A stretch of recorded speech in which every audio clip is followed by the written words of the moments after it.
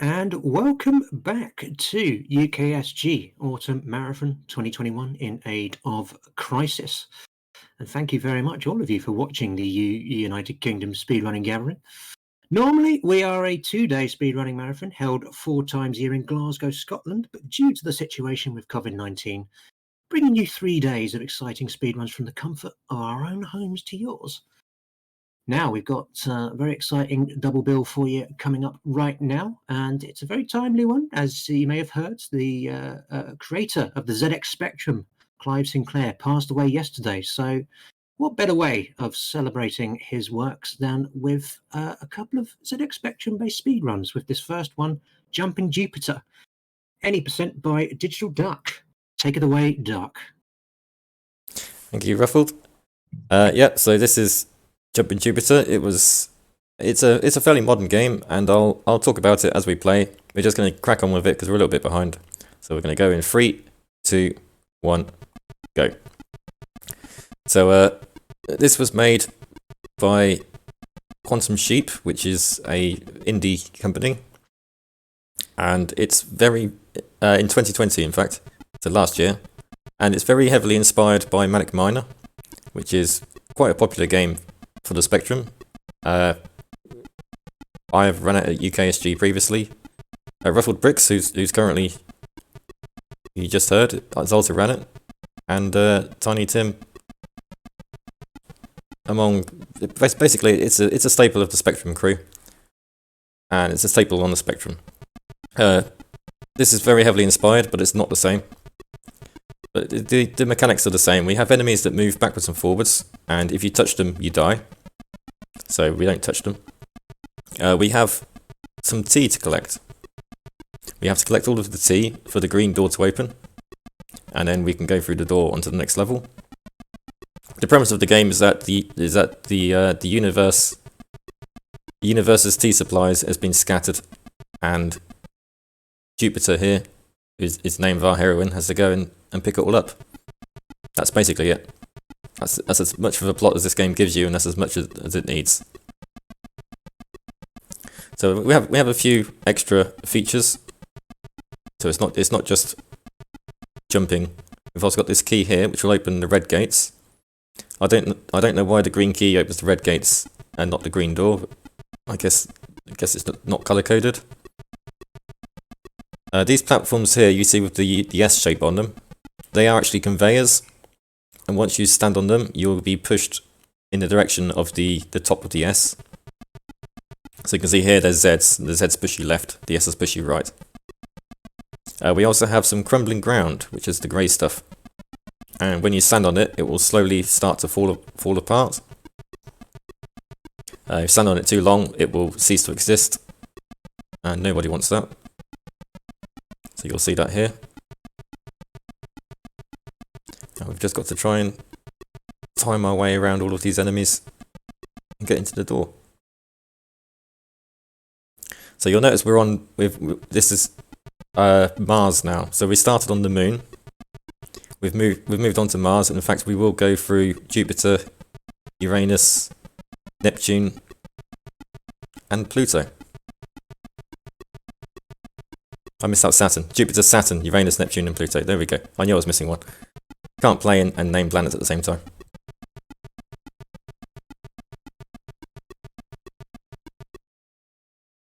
But yeah, if you're familiar with Manic Miner, you'll see a lot of the game is very heavily inspired by it.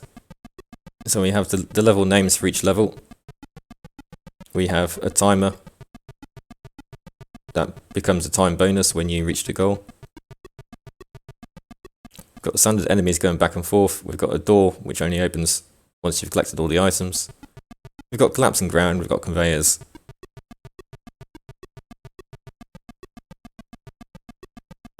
The only thing this brings that's new are the keys. And in later levels, we'll also have probably a mechanic which I'd rather they didn't add. And I'll explain that when we get to it. Because it's not that far away.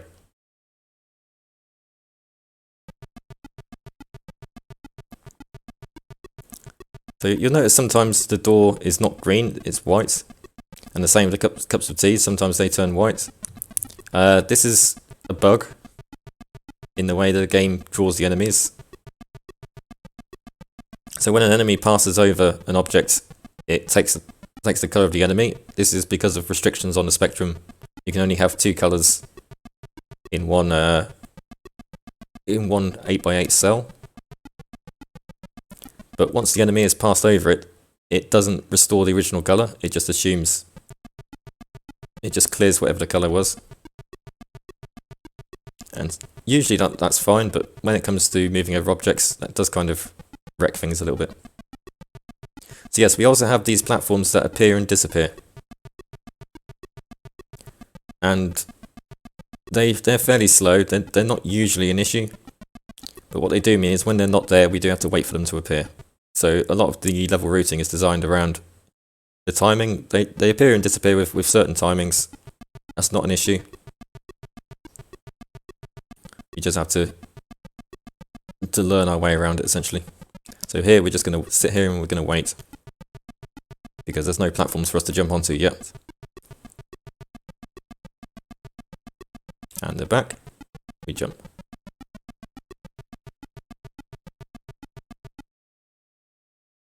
So it says no step in the green stuff. That's acid. If you stand on it, you die. So don't do that. We've got some more timing to do here, so we're going to stand up here and we're going to keep jumping, because while we're not standing on the platform will not disintegrate, so we can stay alive a lot longer by jumping. If we were to stand there, it would start collapsing a lot faster.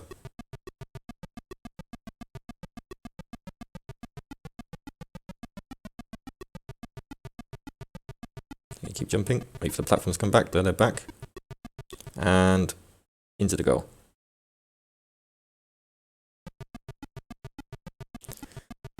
So hot piping is an interesting one, because we have these red gates, which are actually our safety net to stop us from falling in the acid, and we're going to get rid of them straight away because we don't need no safety net. We're hardcore, and also you have to get rid of it anyway to fall into the door.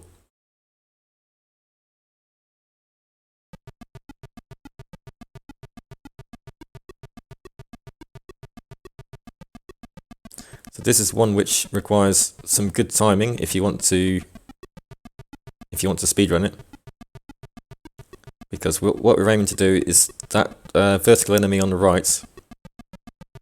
We want to skip a cycle, and to do that we want to collect this key and jump to the right at exactly the right time. I think that will do it, and just as I get here we will appear on the platform. There we go. The timing's not actually that tight, but I like to make it tighter. Right, so we're on to Saturn. And we've got the Knights in White Saturn. Is that... I was getting confused. I think that's Moody Blues. Knights in White Saturn, the song. Right, we've got toilets. Toilets are an infamous part of Manic Miner and Jet Set Willy. And here they do kill you, as does everything else. Anything flashing here kills you. Also the green acid kills you, and the spikes, those also kill you. And the timer, that kills you.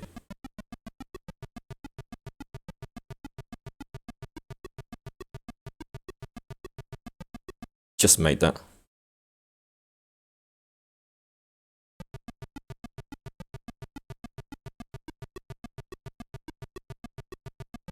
So we're going to jump up here again to make the platforms fall apart more slowly.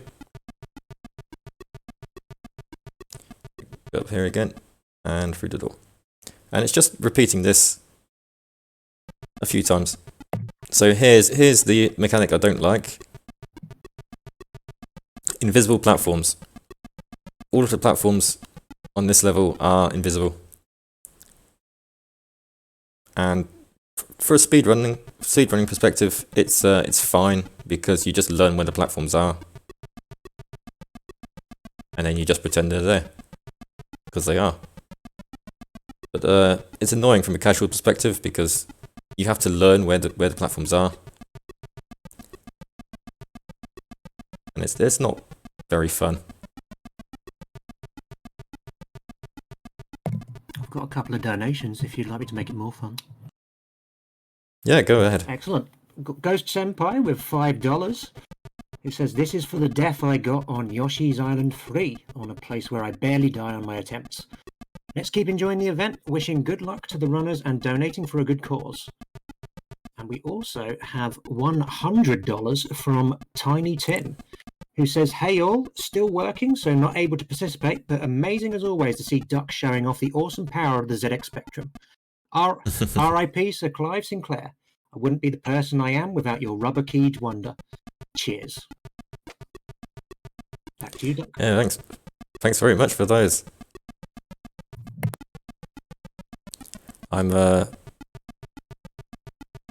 It was a bit sad to hear about the loss of Sir Clive, but it's fine. We've still got the Spectrum. Absolutely, we've got his legacy. Nothing can take that away from us. Spectrum speedrunners rise up. Yeah, exactly. So with this one, it looks like there is a faster way of doing this by doing the top and then dropping down to the bottom. That's not actually possible. It looks like it should be, but it's not. If you try to get into these sections from underneath, you will actually just fall straight through and die. Like even here, I've actually clipped through the wall, which is a common thing to happen here. I have to time that just right.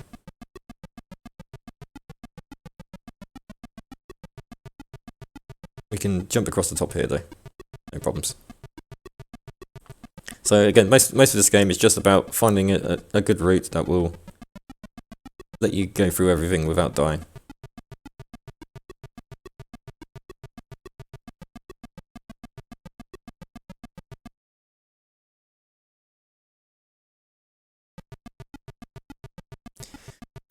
Midnight. It's not midnight for me. I'm afraid those are Wednesdays.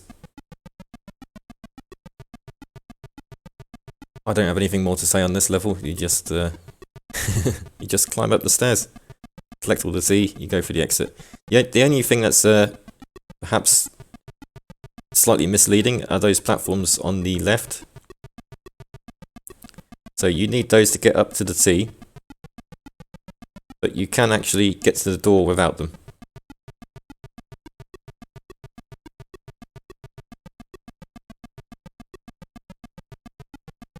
But I will wait for them to disappear because it's easier than avoiding this bat. There we go. Onto the Blurkatron. This one gives us a lot of tea and a few invisible platforms. So we just drop down, go through there.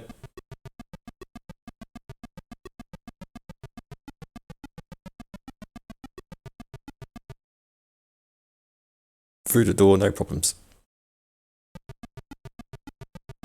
So we've reached Neptune it out.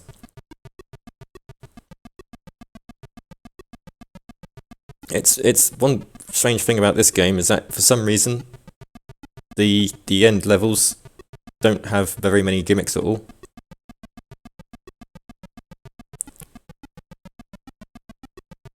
So while in earlier levels you've got lots of stuff like the disappearing platforms and the invisible platforms, when you get towards the end it's basically just pure platforming to end on, which is kind of nice because it's a lot more consistent. So that's a conveyor, so I have to jump against it to get anywhere. Easy enough. This game actually came out in two forms. So there is a prelude Jumpin Jupiter Prelude is the free version, and it's basically a demo. It takes place over Mercury, Venus, and Earth, and it basically reuses some levels from the main game. And this is one of the most notable. In Prelude, I forget the name of the level, but it's one of the Earth levels, and it's based on Greco-Roman architecture style, and it has this exact layout, like copied precisely. And I just walked straight into that. That was stupid.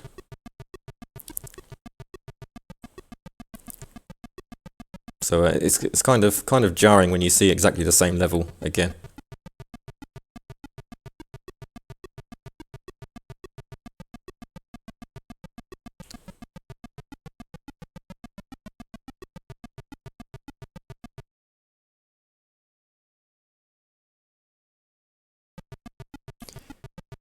Right. So here we have a nice troll. It's very tempting to just jump on here into the middle platform, but as soon as you do, it will disappear with the way the timing is. So you just have to wait. And if we get this just right, we should be able to get to the top of these other platforms before they disappear. There we go. And that's another cycle saved. On to Irene's Legacy.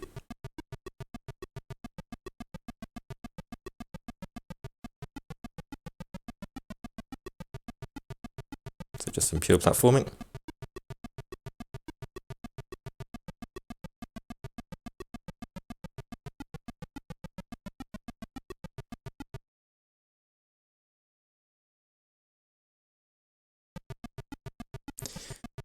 Pluto's Hearts. So we finally made it to Pluto.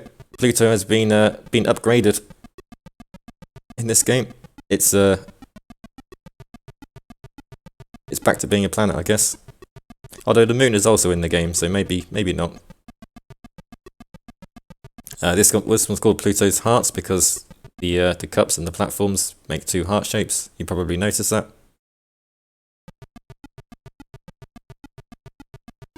But like I say, at this point in the game, basically no gimmicks. It's just platforming.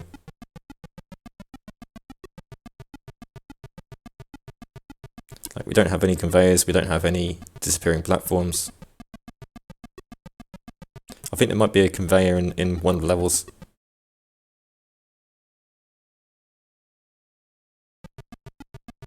Oh yeah, here's one, and some collapsing platforms as well. This level's called Super Retroid. You might think it's a reference to a certain game, which is very similar in name, but it's actually not. It's the name of one of the developers, or the nickname of one of the developers. Whether his name is a reference to Super Metroid or not, I don't know. I imagine it probably is.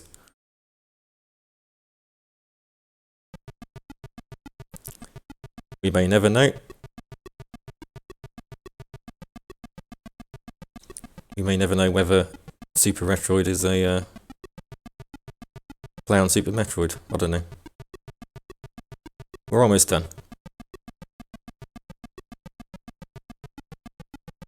We'll get all the tea, go through the door, and on to End of the Line, which is the final level. We're going to go through, collect all the tea. The only thing we have to watch out for is here. It might be tempting to try to jump over that enemy, but you can't. You have to come back to the left and then jump between them here. And other than that, very simple. Get to the end.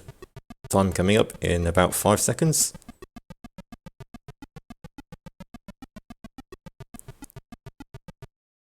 And that's time. So, well done, put the kettle on. The human race can rest easy knowing all tea is safe. So we've saved the universe's tea supply. That's the game. GG's Duck, thank you very much for saving all the world's tea there. Do you want to shout yourself out? Wait, no, you're back in a moment, aren't you? I'm back in a moment. Yeah, I'll do my shout outs after the next one. Absolutely. Yes, Duck is doing a double bill for us, so he will be back very shortly. Just going to catch up on a couple of things before we carry on.